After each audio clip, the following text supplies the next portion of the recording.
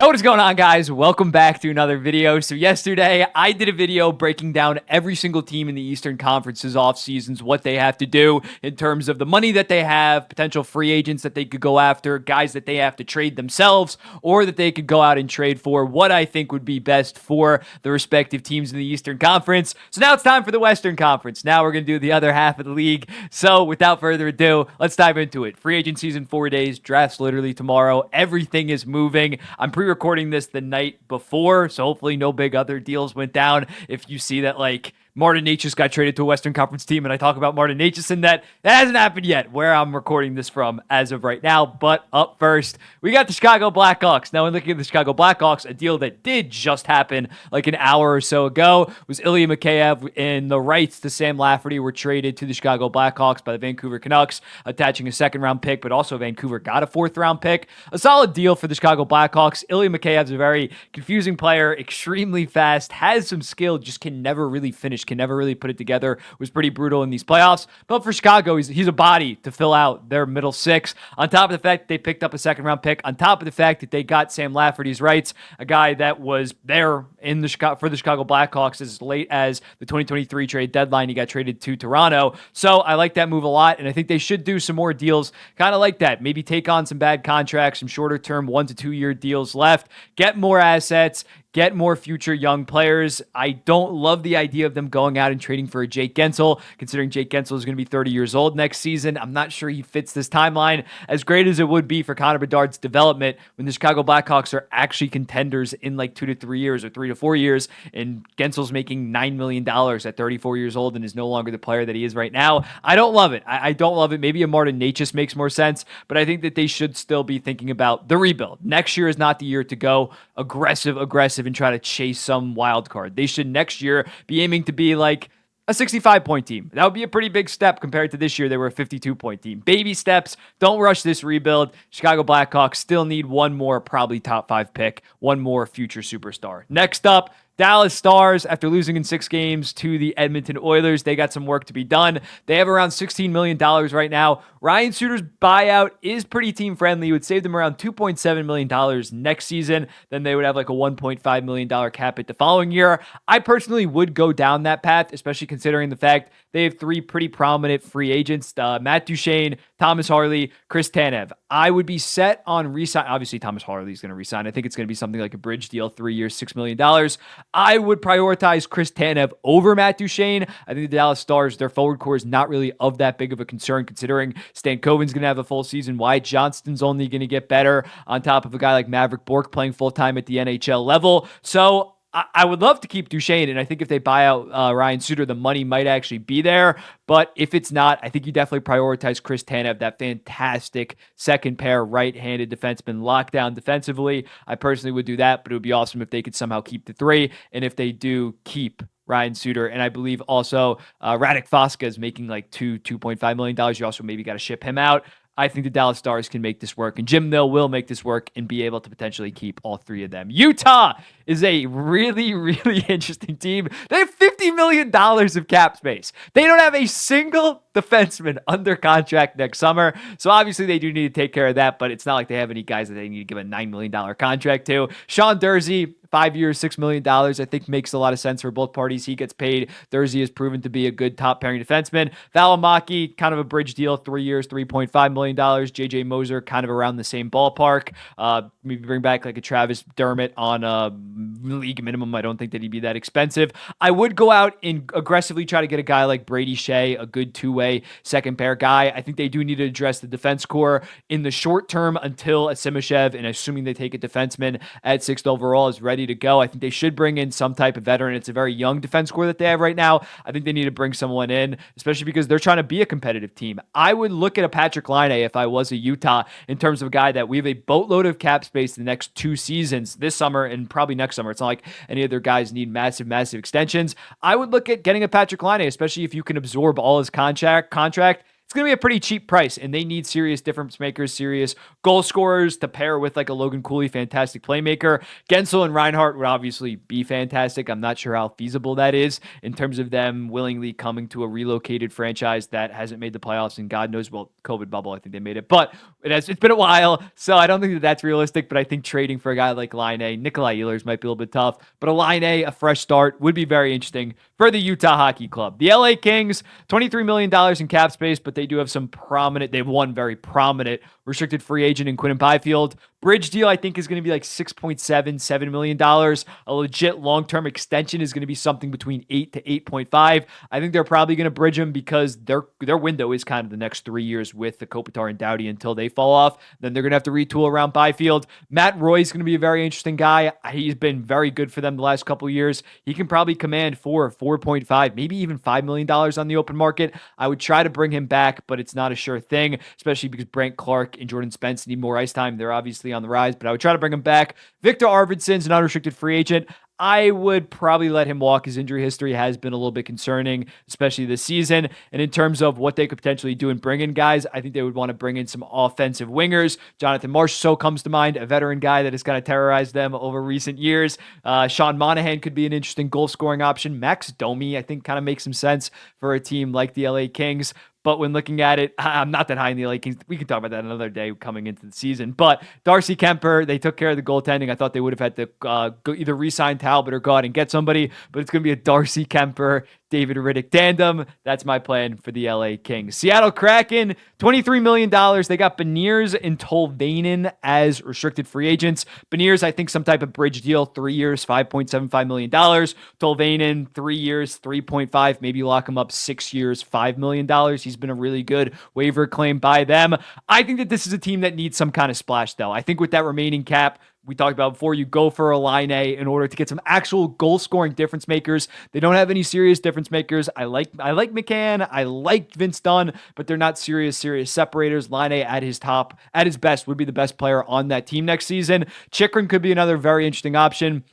They don't have a bad defense score, but outside of Vince Dunn, in terms of offensive capabilities, it's kind of lackluster. So I think Chychrun would be a decent spot for Seattle, and you could immediately give him a decent contract and fit him under. So that's what I would do if I was the Seattle Kraken. Maybe you buy out Grubauer. That's a potential. It's 3 years left at $5.9 million and save some cap more. But Seattle definitely needs to be aggressive, considering I think that in the last 2 years, I think they're honestly closer to the team that they were this year than last year. I think that they are this below average team for the most part. They need to get aggressive until their prospects are ready to come up and make a massive difference. The Colorado Avalanche, $10 million in cap space after the Middlestat 3 years, $5.75 million contract. I think you do try to bring back Jonathan Drouin, especially if it's like a $3.5 to $4 million deal. I don't think that he can command that much because he's not a legit 56-point guy, if we're being honest. It was because he played a lot with Nathan MacKinnon, but still, I think they should try to bring him back, considering I see no reason why he can't put up 56, maybe even 60 points with the full season of Nathan MacKinnon. Their chemistry is undeniable, going back, of course,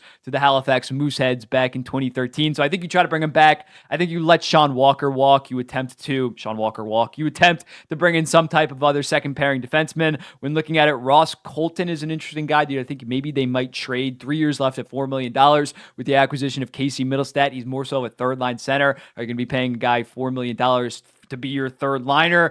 I think that could be a way that you open up money. Nichushkin, there's a lot of question marks with this team. Georgiev, I don't think that it's going to be worth it to be that aggressive in terms of the goalie market. Georgiev was pretty solid for them outside of that first game against Winnipeg. I'm not sure that you pulled the trigger quite yet on a Georgiev trade, but overall, they're for the most part just going to be running back the same team. Maybe pick up a solid Matt Roy would be a good ad for them. Brent Pesce even, I think, could make some sense, even though he's probably going to New Jersey. I think that could make some sense. So when looking at it, I think that's the plan for the Colorado Avalanche. They're going to be running back for the most part the same team heading into next season, unless they plan on Nichushkin not coming back and they open up that $6 million. But also Landeskog could be coming back at $7 million. Nashville Predators, similarly to the Seattle Kraken, I think that this is a team that even more so needs to kind of pick a lane, whether or not they're going to be competitive with this team, made the playoffs last year, or if they're going to do kind of a retool and trade UC Soros. I think they're going to go down the path of being competitive, considering they actually were a playoff team, but they don't really have any offensive separators. When talking about a landing spot for a Mitch Marner, if he is going to get traded, I think the Nashville Predators are probably the best fit in the entire NHL. They obviously have the salary cap to do it, and they lack... I love Philip Forsberg. Philip Forsberg's a star. not on the same level of a Mitch Marner when Mitch Marner's actually playing at his best. Yes, there are concerns about Mitch Marner come playoff time, but in the regular season, this is a guy that does 100 points as well as Selke-level defense. And I think a top line of Forsberg, Ryan O'Reilly, and Mitch Marner would be fantastic. So I think they should be in the market for some type of difference maker. And I think the biggest fish on the market does make the most sense with the Nashville Predators. They don't really have any key free agents. They have $26 million. Once they re-sign some smaller guys, it's probably going to be around $18 to $20 million to work with. But I think they really should go after a Mitch Marner, go after a big piece, whether it's Ehlers, Ehlers going to be tough because it's in the division. But Mitch Marner, Patrick Laine, try to get something done if you're the Nashville Predators. Be aggressive this offseason and also pick up some guys, pick up some veterans in free agency. We saw Barry Trotz in free agency last year, Ryan O'Reilly, Gustav Nyquist, two of the best, arguably the two best contracts outside. I'd say it's the two best actually because Duchesne was only 1 year, but two of the best contracts in the entire free agency cycle last year. I have the utmost faith in my boy Barry Trotz. Minnesota Wild, $6 million in cap space. Unless they really move off Gustafsson, they're really not going to be able to do much. I don't think they're going to move off Gustafsson. He's only making $3.75 million. They really can't do shit until the Suter and Parise contracts, buyouts, go from $14.7 million, 14.6, or I think it's 14.7 this summer. Next summer, it goes all the way down to 1.6. So they gain $13 million next summer. Out of the blue because of their buyouts going down. So that's when they're going to be really aggressive. They can't really do much this summer, but next summer, it's going to be very interesting to be a Minnesota Wild fan. The Vancouver Canucks, after dumping Mikheyev, they now have about $21 million in cap space. They obviously have some notable free agents. I think you're definitely bringing back Dakota Joshua, 4 years, $3.5 million, maybe $3 million. He was fantastic this year. Myers on a 2-year deal at 3.5. Zadorov, 4 years, $5 million. Now with Mikheyev off the books, they kind of do have the money to potentially re-sign an Elias Lindholm. I personally would go down the route of instead spending that on one of these high-end wingers in free agency this offseason, then a Lindholm, then a guy that is a more traditional center.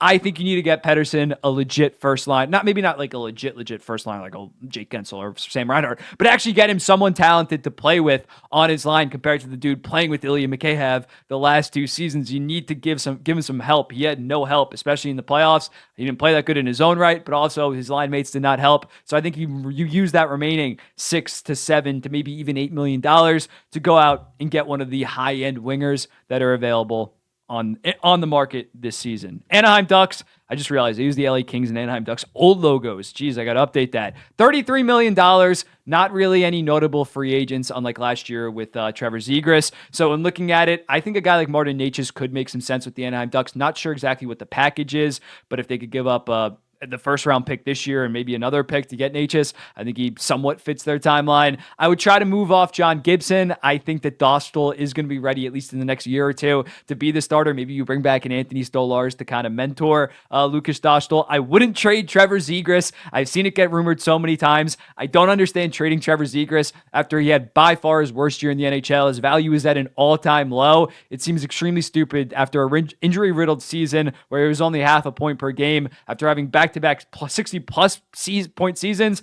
I don't get why you would trade Trevor Zegras. Call me crazy. I don't like trading people when their value's at absolutely nothing. Now heading to free agency, I don't think that they should repeat the same thing that they did last year, although the Radko Gudas deal is actually looking very good. The Killorn deal is $6.25 million. He's like 34 years old. It's kind of looking like a disaster. So if I were them, I would target guys in their mid to late 20s, kind of offensive guys to bridge their young forwards. A guy like Daniel Sprong on a 4-year deal at $4 million. Jake DeBrusk, Teravainen, Duclair, similarly to what they did with Frank Vetrano. I don't think that you go out and get a Jonathan Marshall. I love Jonathan Marshall as a player, don't get me wrong, but I don't think that bringing in a guy that's 33, 34 for a team that's still probably 2 to 3 years away from competing at a high level, and you see with Alex Killorn, the last year of his contract, when he's making $6.25 million to be a 40, 45 point guy, that's not going to be negative value and hurt them, and they might have to end up dumping him with a goddamn pick. So no long-term deals to guys over the age of 32. That is a rule when looking at the defense score. There's not a ton of moves to be made considering they have Minchikov, Fowler, Gudas, Zellweger, and Jackson Lacombe kind of locked into the top 5. Maybe you bring in a solid depth guy to make that whole 6, but I think considering the fact that it looks like Siljev's going to be the pick, that's another guy that's going to be ready for the NHL in a year or two. You're not going to give some massive deal to a Brady Shea at this point. The St. Louis Blues. St. Louis Blues up next. $14 million in cap space. No real free agents this summer. So when looking at it, first thing that comes to mind with this offseason is you got a tough decision with Pavel Buchnevich. Do you potentially trade him? Do you lock him up to an extension? I think it seems to be like they're going to go down the route of an extension. What is that going to look like? Are they going to give him 8 goddamn years? 8 years, probably like $7.75 million. That's going to be very interesting. It seems like they're kind of similarly to the Predators and Kraken. They're just average. They don't have exactly what it takes right now. I think they should go down the route of more of a retool, but I don't think that's going to happen. So they have around $14 million. I think bringing in a second pairing defenseman would be very good for this team, considering the fact that their defense core isn't that good, especially this season. The goalie tandem, if somebody is willing to take on Jordan Binnington at 2 years, $6 million, even if you have to eat some money on that and you get a solid asset back, I think you look at that considering how good Joel Hofer was, maybe bringing a backup to be the 1B to Joel Hofer. But it's going to be a very interesting offseason for St. Louis, considering we don't really know which direction they're exactly going to go in. Up next, we got Vegas. Vegas is in a really tough predicament. Once they move Robin Lehner over to LTIR, they have $6.2 million in cap space. Mantha, Stevenson, Martinez, all gone. See you later. Thank you for your service, especially Martinez and Stevenson, considering they won the Stanley Cup. Marchessault is probably going to want even more than $6.2 million, so they got to do some type of another move. One thing that I think could be interesting for them is potentially trading Adin Hill. You guys, he has a cap hit of $4.9 million next season. Logan Thompson's only making $770,000. So I think there's a real possibility that a goalie desperate team maybe trades for an Adin Hill, and instead they bring back someone like Laurent Brossoit that was on the team when they won the Stanley Cup, bring him back to be kind of the backup to Logan Thompson, the 1B. Brossoit is probably only going to cost like $3 million, so you get that extra $1.9 million for a Marchessault extension. Next up, we got the San Jose Sharks. Now, they're going to follow the Blackhawks model in the sense that they're already taking on they got a fantastic deal with Jake Wallman, took on a second-round pick, $29 million in cap space with no major free agents. And yeah, I think they should go out there, sign some veterans that are going to make the team better, be good leaders. Not a Corey Perry, whatever happened with that. Maybe do some more vetting than the Chicago Blackhawks ended up doing. But when looking at it, get some guys on 1 to 2 year deals, guys that are towards the end of their career, maybe just want to cash out, maybe won a Stanley Cup already. When looking at it, guys like OEL, Tyler Johnson, David Perron, James Van Riemsdyk hasn't won a cup, but maybe he just wants to cash the hell in and just give some stability to guys like Celebrini, Smith, and Eklund. Again, they're not going to jump from a 47-point team to a 70-point team, but I think next season they want to be more competitive, considering Celebrini, Smith, and Eklund are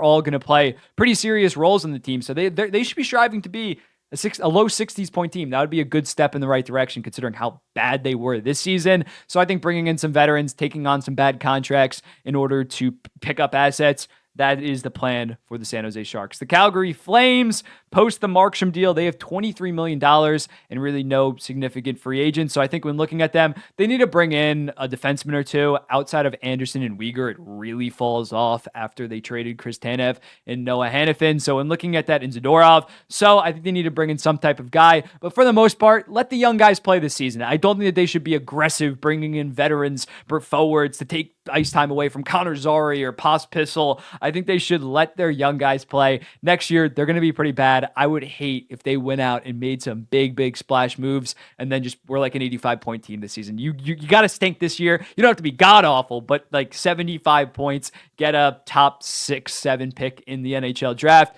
They're going through this transitional period. I don't think Conroy, maybe sign some 1 to 2 year deals that you can flip at the deadline, either this deadline or next deadline, in order to fill out the roster, but nothing serious. Don't go absolutely crazy. You guys are retooling. Winnipeg Jets, $8.7 million in cap space after they re-signed Dylan DeMello. When looking at it, a potential guy that they could dump, Nate Schmidt has $5.9 million. He's making $5.9 million next season. Only 1 year left. Maybe you attach some type of second-round pick in order to dump him. Ehlers is the big domino of the offseason. McGrody is a big piece, but that doesn't really affect the Winnipeg Jets next season for the most part, considering they weren't expecting him to play at the NHL level next year. But Ehlers, I think ideally you'd get a top 4 defenseman back for Nikolai Ehlers that makes around the same amount of money or even less, or you get some type of forward. I don't love the idea of trading for him for assets, considering this Winnipeg Jets team is very aggressively win now. I mean, Scheifele and Hellebuck's contracts, $8.5 million that pay them to like 37, 38 kick in. You need to be aggressive. You need to try to win now. So when looking at it, Perfetti, he's going to sign like a 2-year deal at $3 million.